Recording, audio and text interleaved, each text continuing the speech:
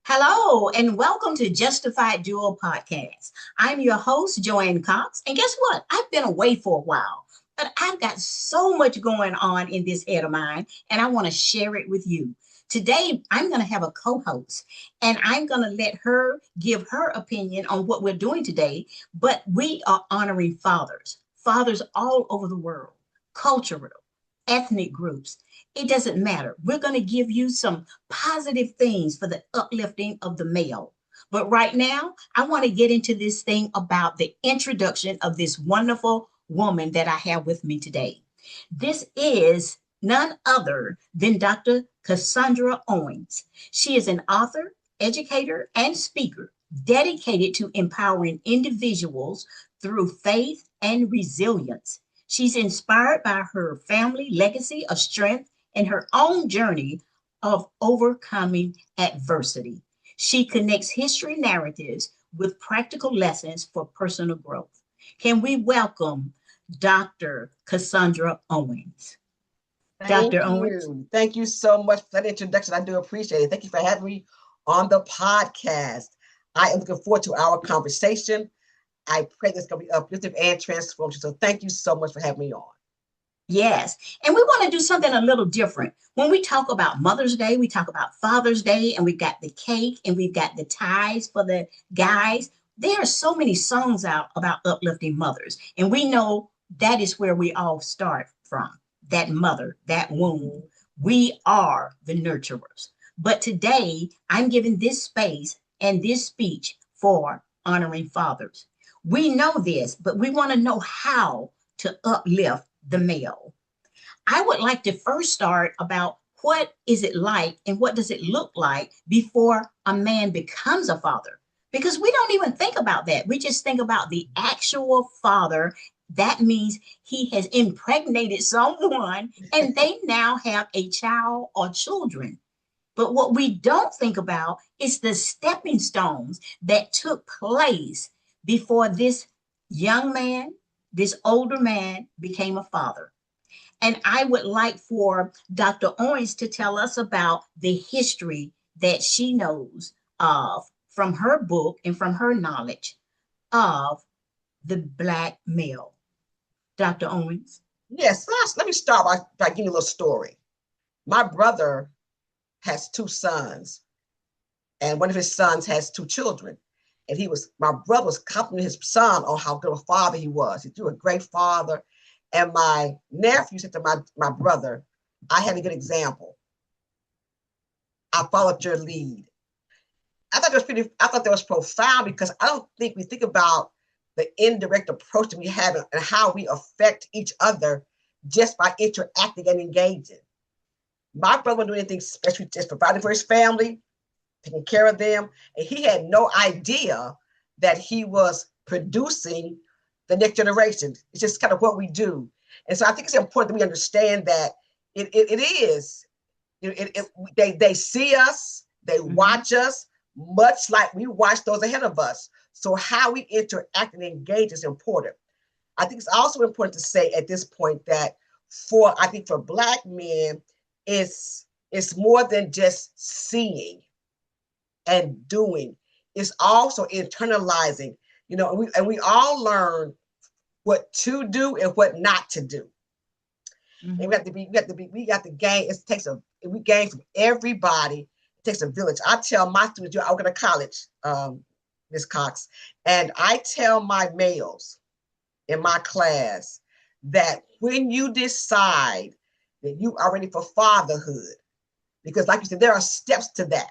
It's just not about the act of, there are steps to that. But when you decide that you are ready for fatherhood, make sure that you have certain things in place.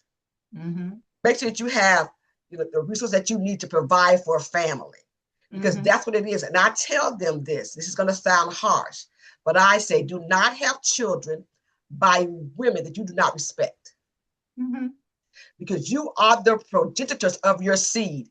You control where your seed goes. That's right. And you have to own that. Mm-hmm.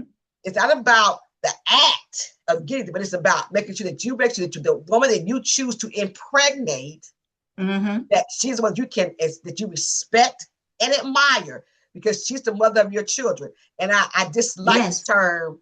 I don't allow them to use the term in my class. That's my baby's mama. No, because Mm-mm. that would just sound a little less than what she is. She's the mother of your children. That's And right. the mother of your children she deserves your respect and she deserves your honor. Now, I'm not saying that all marriages work out. I'm not saying that it's not, I'm not, but I am saying that she does deserve certain things from you because she's the mother of your child or your children. And I'm glad you brought that up because there are so many times where the world around us will put words into our mouth and then it becomes acceptable. Yes. That's my baby's mama. Yes. And you hear it and you take it lightly. But most of the young men from teenager on up to adulthood, they have not been educated in a way. And as you talked about your brother, we don't realize how much influence the male has on another male and how much influence a woman has on that male. And we think the cleaning and the cooking and telling them to have good manners is enough. But I don't hear enough on how to educate a young man to become a father. I hear a lot about knowing how to do a car, make sure you get a good job. You can have a good job and you can know how to do finances, which does not correlate to having a child and bringing this child up with a respectable manner with this woman that you have decided, you hear that word, That that you word. have decided to impregnate because we get that sexual act so confused with fatherhood. And those are Yes. two different things. Two different things. Now, let's elaborate on young men in their teens. What is it that we should be teaching young men? A couple of things I think that I want to go back to this because I want to say this too. It Okay. takes all of us. Mm-hmm. I've heard, I'm a black male advocate, and I've heard, well, that's because you're a woman. It takes all of us Mm-hmm. to pour in and impart to the next generation. There's things I can tell them on my campus, right? I'm going back to you. On my campus, they know that I take care of the males in my classes.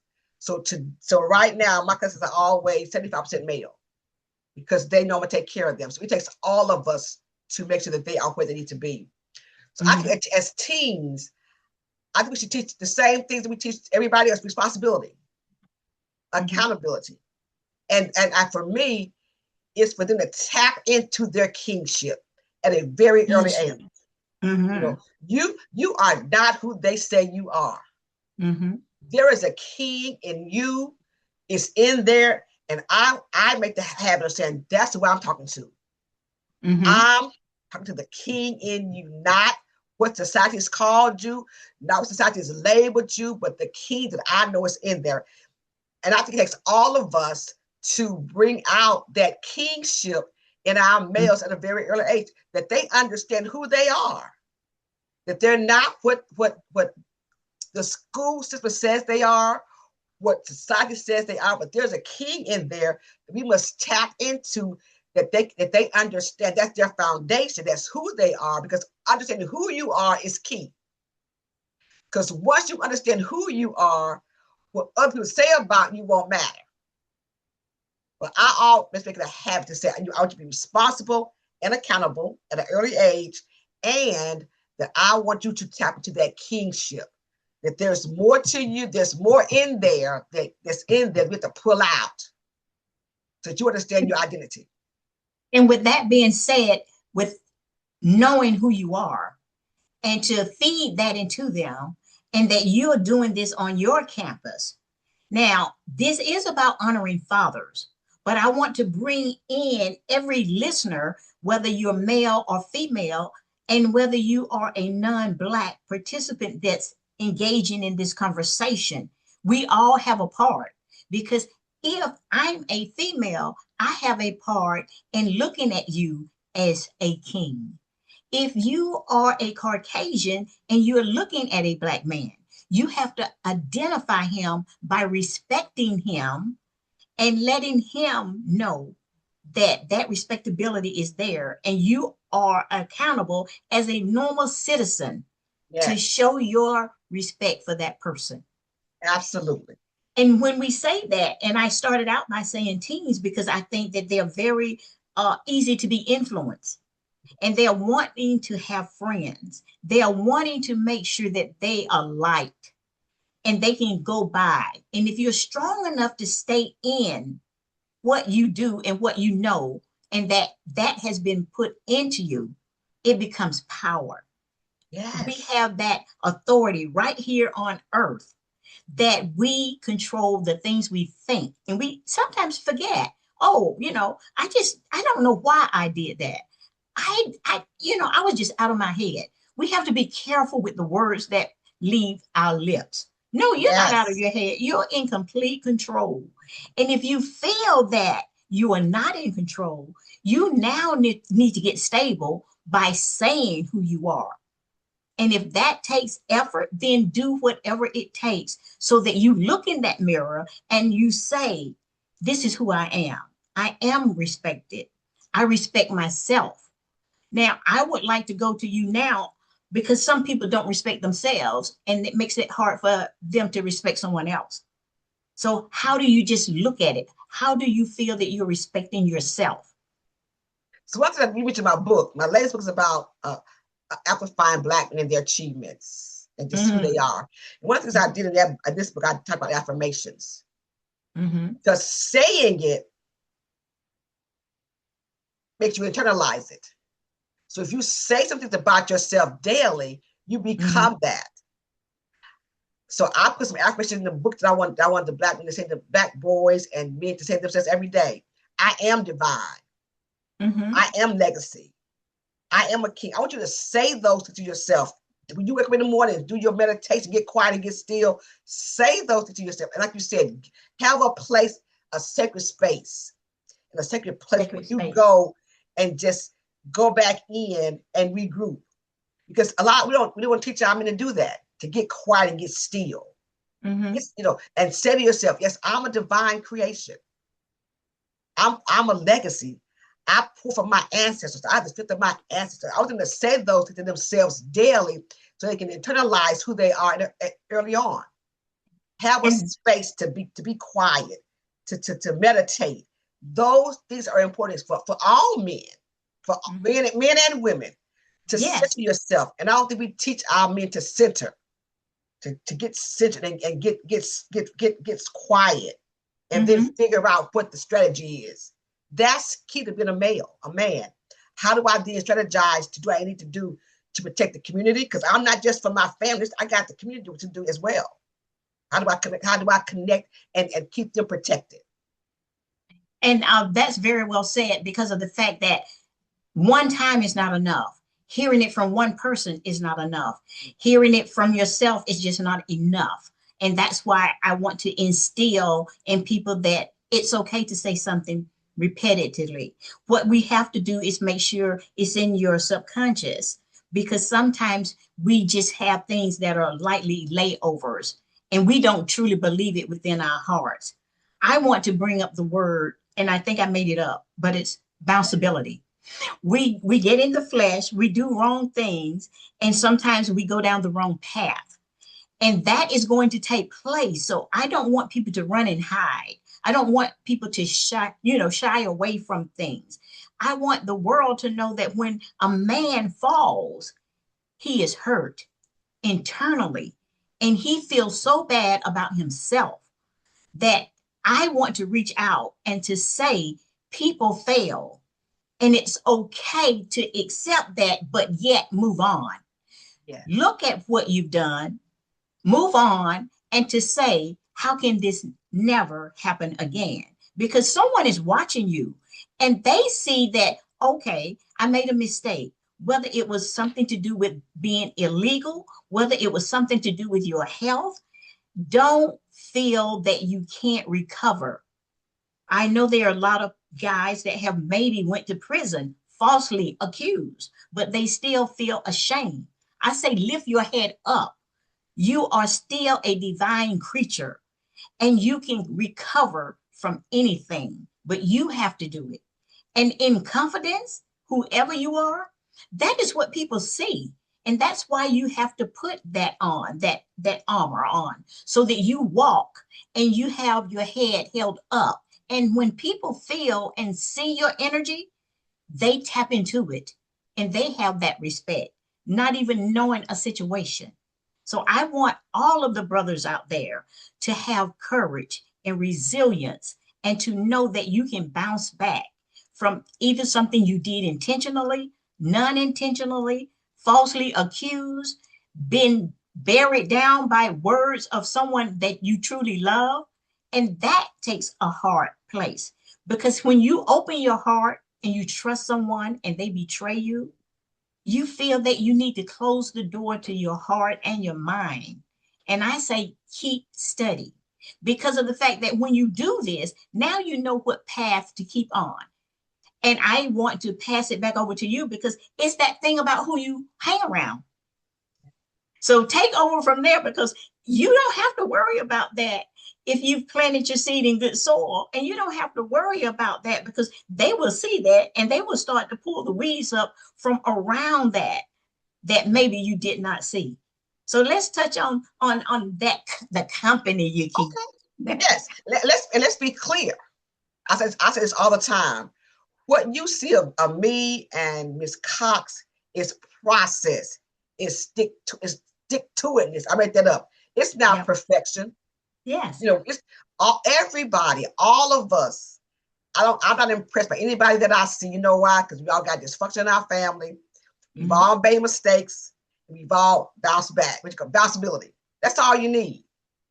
Just keep getting up. That didn't work. We keep trying something else. That didn't work. We just keep trying. So and we've done some things. Well, I can speak for me. Like I didn't get caught, but I've done some things I would never tell.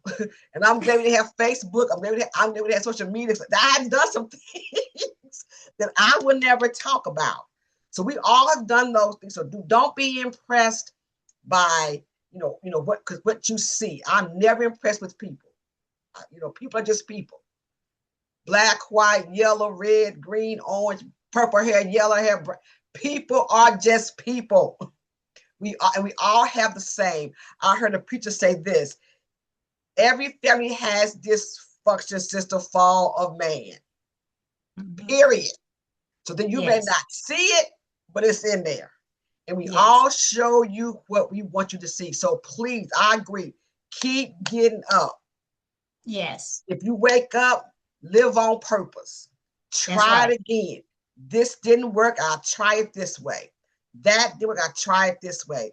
I think they said Milton Hershey failed 100 sometimes before he got the Hershey ball just right.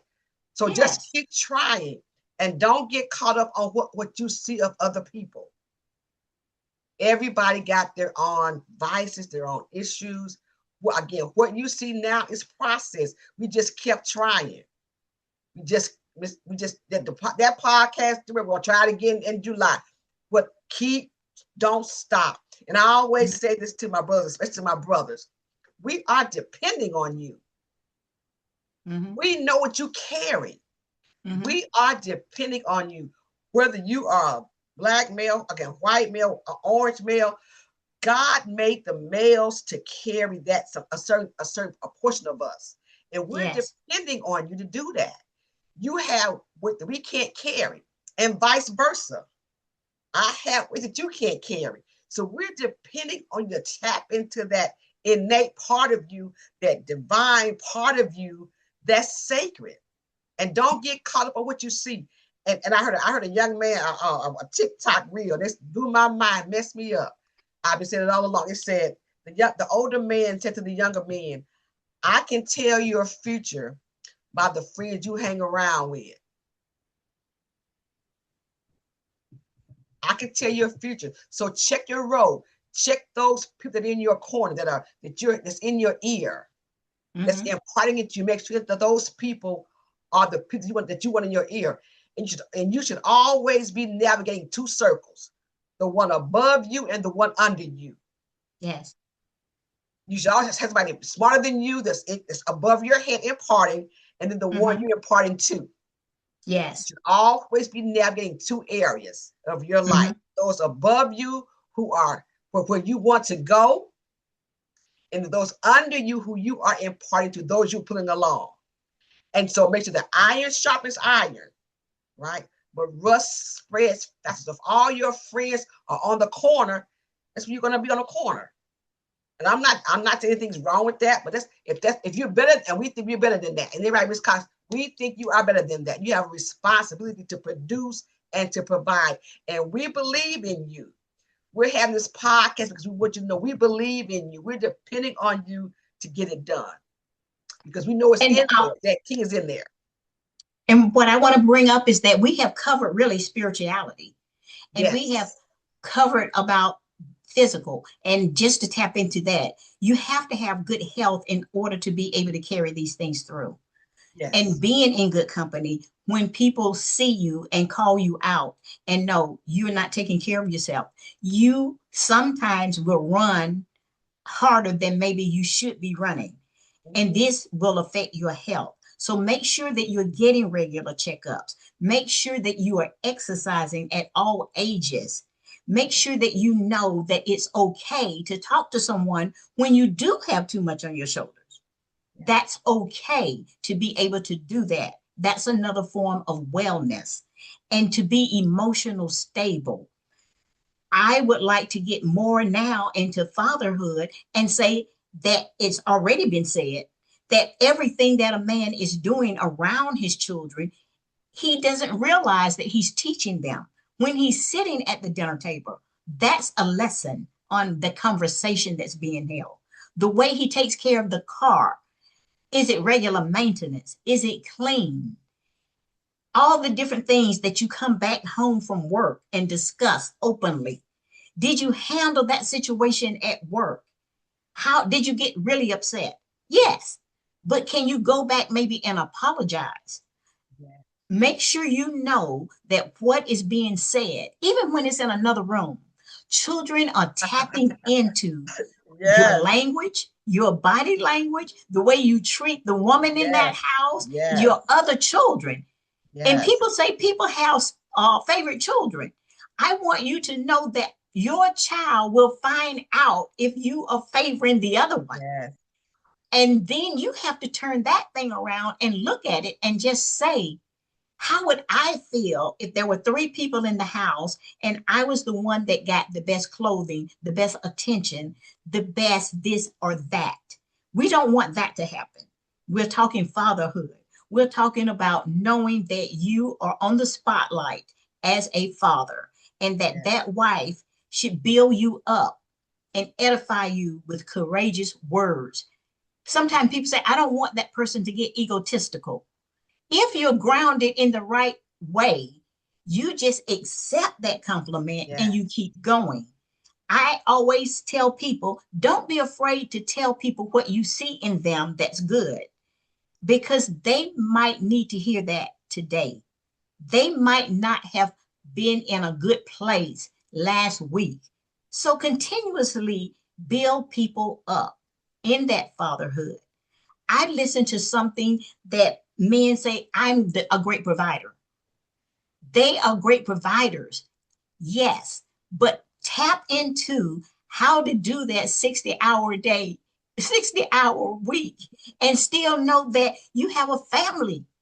As Yes. a father, you don't want your kids to say that dad lived with us, but he was an absentee father. I So never let's knew get him. real with this.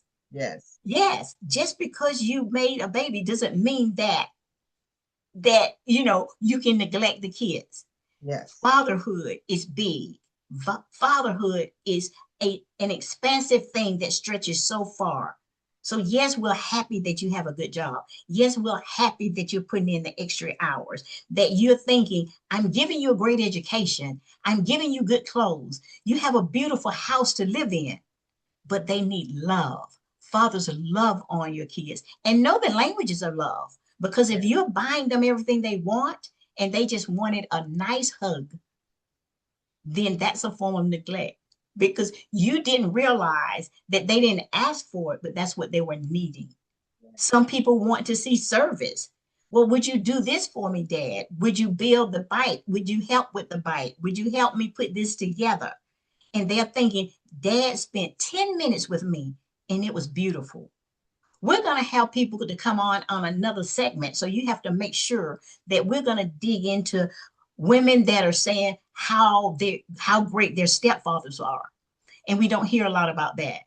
How the men that do work excessively, how does that work? We want to hear it from the child point of view. We want to hear it from a daughter's point of view. And we want to hear all the different ways that people are honoring fathers during this Father's Day. And with that being said, the resilience, the courage, how other people see men. We only have 5 more minutes, Cassandra. What is it? Is it over already? You know, I got 5 more minutes to get out. yeah, it's a 30-minute segment, right? And so Right. now that's why I wanted to reiterate the things that we've already covered. Yeah. So I'm going to give it to you Okay. to tell us everything that you want the viewers to know that is going to edify this man that is a father. And let me just say this, because we chatted a little bit about spirituality. There is a higher power that we all should acknowledge. Mm-hmm. And I do think it's important that the men understand as a king and priest of their home that prayer is important. I will not leave out saying that prayer is important. That you set the tone in your household. That reading the word of God is important to all of us. And when children see us doing that, they then become they may stray, but they'll come back to it. And to me, that's important as well, that they understand that we're talking about kingship and priesthood. Mm-hmm. And you need to own that. Own your priestly garments as well. And not working is good and providing is good, but there's an impartation of spirituality that we need to get into our children. I think that's important. They need to see you meditating and reading and praying. Yes. And praying. Yes. And saying, I don't have all the answers. I do make mistakes, but I try to get them right with my higher power. So as a father, own your kingship and your priesthood. Make sure that you spend time with your kids, that you are listening to what they say, especially in this time of social media, that you are hands on. Mm-hmm. That they understand that my father came in the room, we all, without saying a word, the children scattered. You remember those days? Yes. Without saying a word, we scattered because we understood that he was the authority figure in that home. So as you prepare for fatherhood, it is Father's Day. We honor you on today. We love you. We lift you up. You are resilient. You are wonderful in our eyes. You're the best thing that God made, and we are grateful for all your hard work. And please remain present in our lives for this generation and for generations to come. Did I do that well, Miss Cox? Yes, you did. Yes, you did. And you're going to hear more from her, but we are going to be doing a webinar that will be coming soon, but it will be through Eventbrite. So make sure you check all your media sites to find out where we are, and we'll be on another subject. But right now, this is Justified Jewel Podcast. I'm your host, Joanne Cox, and for today, the co-host was Dr. Cassandra Owens. We'll be seeing you around. Stay tuned and be great. Be great.